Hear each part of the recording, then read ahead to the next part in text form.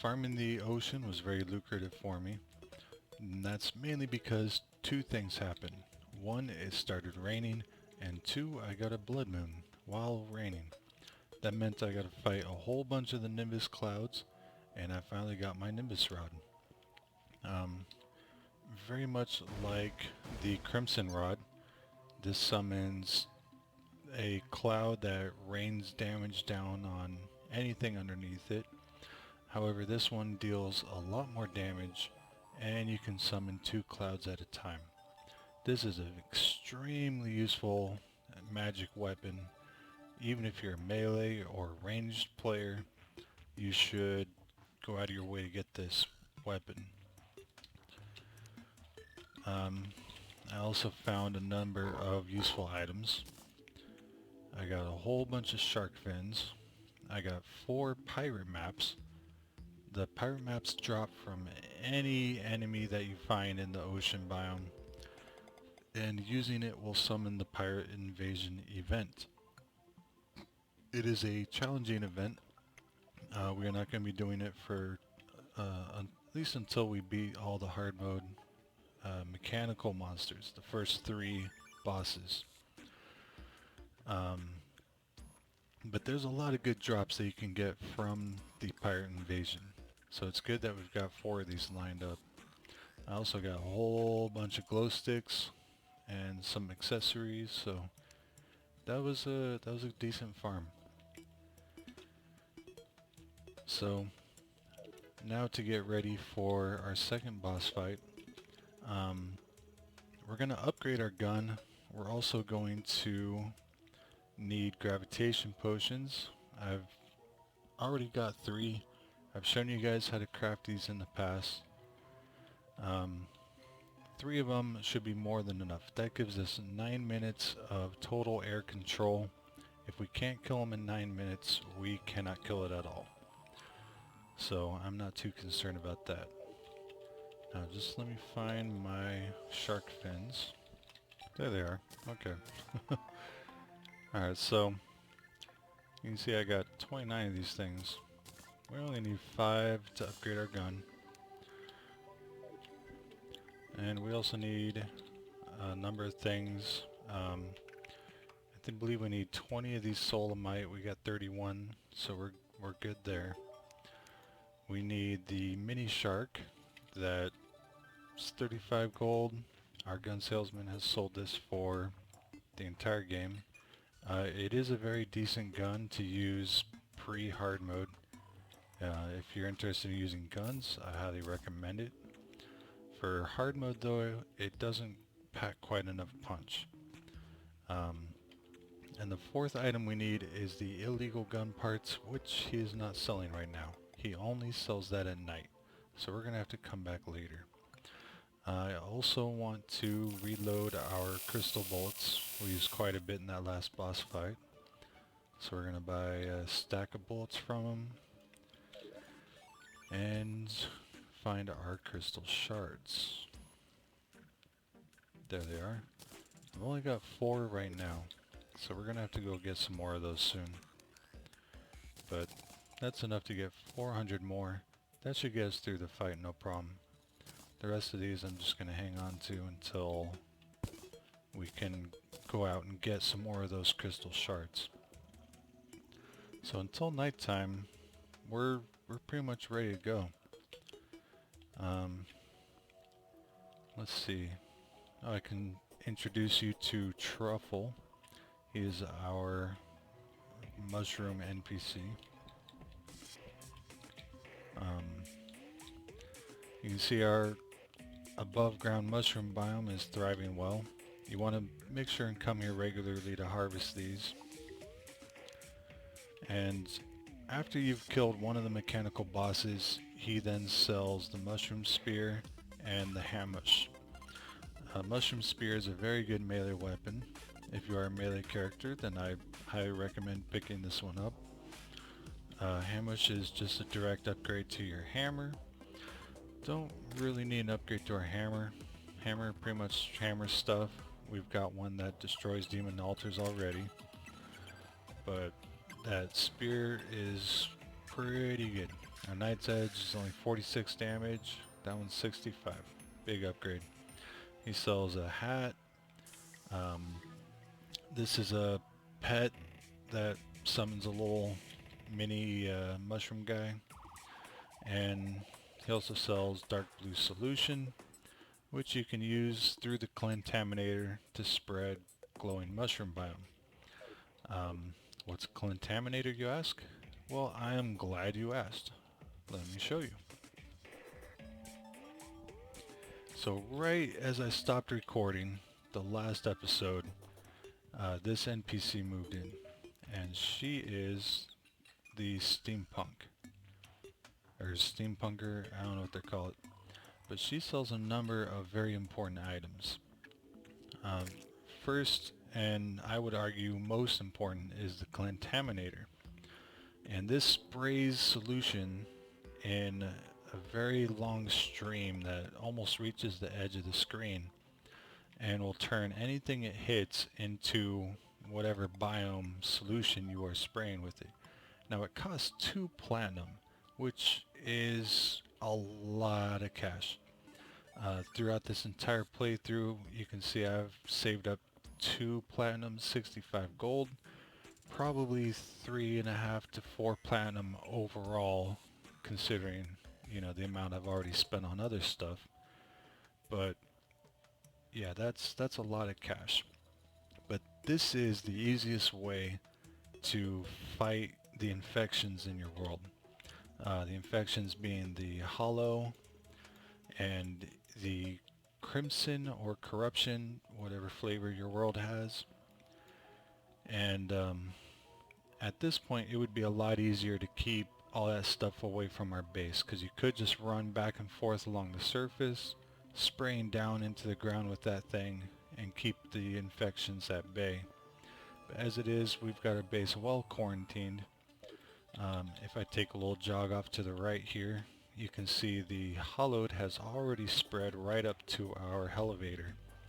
If this 3 block wide pit was not here, this would come right on over and start making its way towards our base. Now, the hollowed will not chase away your NPCs like the corruption or crimson will, but there are some nasty monsters that spawn there, and they could come and give your NPCs a hard time. The other important thing she sells, besides a number of crafting stations and a vanity outfit, she also sells teleporters. And teleporters can be hooked up to switches and wires and do pretty much exactly what it sounds like. Again, they're not very cheap, and obviously you're going to want to teleport pretty long distances, so you're also going to have to buy a lot of wire to wire them up with. But if you've got a special arena that you like to use and you find yourself traveling back and forth a lot, then it's well worth the effort to set up a teleporter near your base, going right to that arena, and you can get there, do your fighting, come back almost effortlessly. You know, say we go fishing up in this sky lake a lot, you can put a teleporter up there, run a wire all the way back to your base, and get there in a heartbeat. And I've seen a lot of people do very, very crazy things with teleporters, like having a whole teleporter network where there's different teleporters running to each kind of fishing biome and each kind of boss battle arena, and yeah, I mean there's a lot of potential there. So those are the 2 most important things. She also sells solution for I believe it's whichever biome she's in. So right now we're in the forest, so she's selling the green solution, which turns everything back to normal, pure forest, cavern, you know, whatever that biome is supposed to be, it'll turn it back into that. So it is now nighttime. We're going to buy our illegal gun parts, throw down an anvil, and craft a Megashark. So you can see damage wise, it does a lot more damage than our Clockwork Assault Rifle, and it has a much better rate of fire. So we are now ready to go. And I should also point out, the Clockwork Assault Rifle could still be used to do this next boss fight. It would just take most of the night. It'd be a lot more difficult of a fight than it needs to be. With the Megashark, it's going to be very easy for us. Now, the boss we're about to fight is known as the Twins. There's 2 of them, and they are very nasty. Our main objective is just to move quickly and stay as far away from them as possible, and the gravitation potion is really going to enable us to do that. But since we're going to be airborne and moving quickly the entire fight, the rest of the potions aren't going to help that much. We're not going to be able to make use of these stationary regeneration platforms, so we're going to skip that. We need to craft the boss item. Forgot about that. Let's see, is it night? No. Light.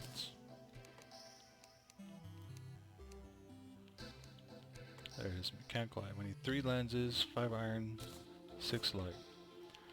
Alright, so iron should be in here.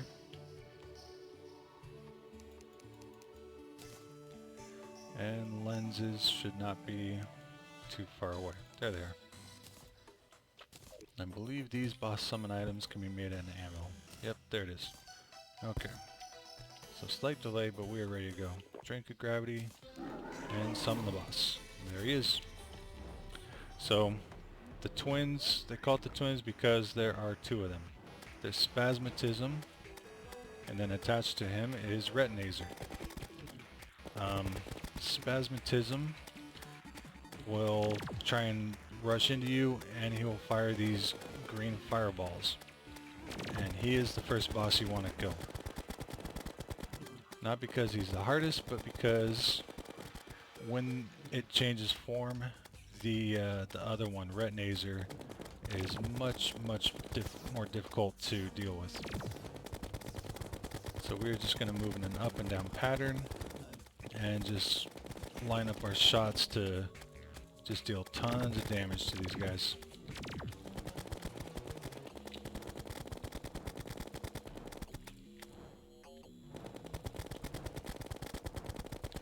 So this one will be changing form soon. There he goes. He sort of sheds his skin and takes on a more mechanical appearance. In this form, he tries to ram you more, and he fires a huge flamethrower kind of attack, like that. As you can see, our Megashark is just tearing them apart, no problem.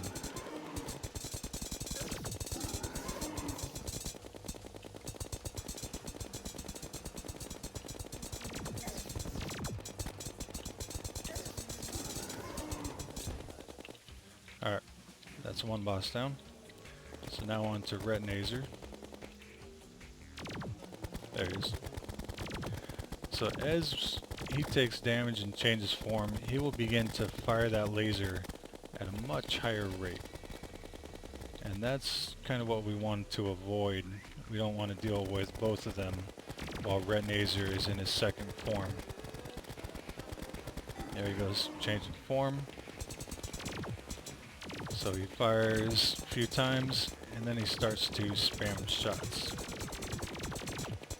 And as he gets close to death, the rate of fire goes up a whole bunch. He's almost dead now. Just back out this one in the bag. There he goes. Gotta get up there and get our soul. There it is. Alright, we still got 20 seconds left on our gravity potion. So that was a very good fight. The night is still pretty young. We could craft another one, take another gravity potion, fight him again. But I want to show you the item I was looking forward to making with these Souls of Sight. So let's show it to our guide. And there it is, Optic Staff. We need one black lens, which is a very rare drop from the Demon Eyes. I think I've got at least one left. 2 regular lenses, 12 hallowed bars, we've got plenty, and 20 Souls of Sight. Alright, so we got one lens there, so that makes 2. And where's that black lens? There it is. One black lens. And there's our Soul of Sight, and there's our hallowed bar. Let's put down an anvil. There it is, Optic Staff. This one is a bad prefix on it, so I'm going to go ahead and pay to re-roll that prefix from this guy, because we're going to be using this one for a while. Superior, much better. Alright, so our current Spider Staff, this is our best summon we have right now. Does 35 damage, and the Optic Staff with the 10% increase is doing 45 damage. Without the 10% increase, you can imagine it would be about 40 to 41 damage. What makes it a lot better is that the summons fly, and for each casting of the summon you get 2. So let's dismiss these guys. Make sure I don't have any spiders left over. Okay. Alright, so normally with your spiders and wearing your full set of spider armor, that's not what I wanted. That one doesn't count. Okay, so normally we can have 4 of these guys following us around. Sorry, 5. And if we use our bewitching table, we can have 1 more for 6. Alright, dismiss those guys. Switch to our Optic Staff. So with this we get 2, 4, 6, 8, 10. It should be 12. It's hard to count them. I'm only seeing 5 of the ones with lasers.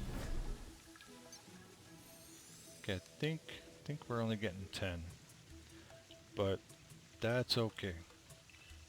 So just like the twins we just fought, you have the ones with the mouths that will try and ram stuff, and then you have the ones with the lasers that will shoot at things. And that combined with their ability to fly makes them extremely useful. They're gonna just deal tons of damage to anything that they see. As soon as we can find a monster to demonstrate.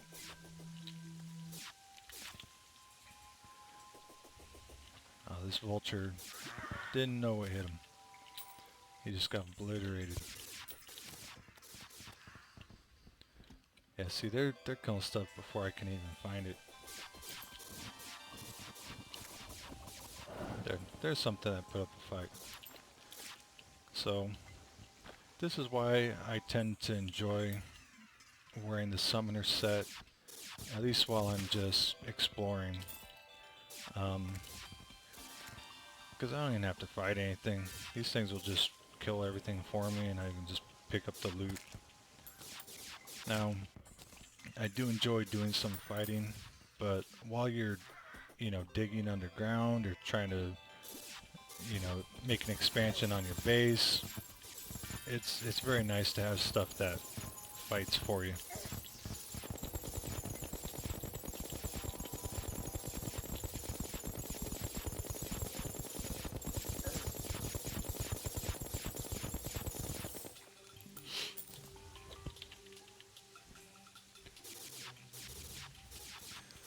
So, anyways, that's the Optic Staff that I was really looking forward to getting.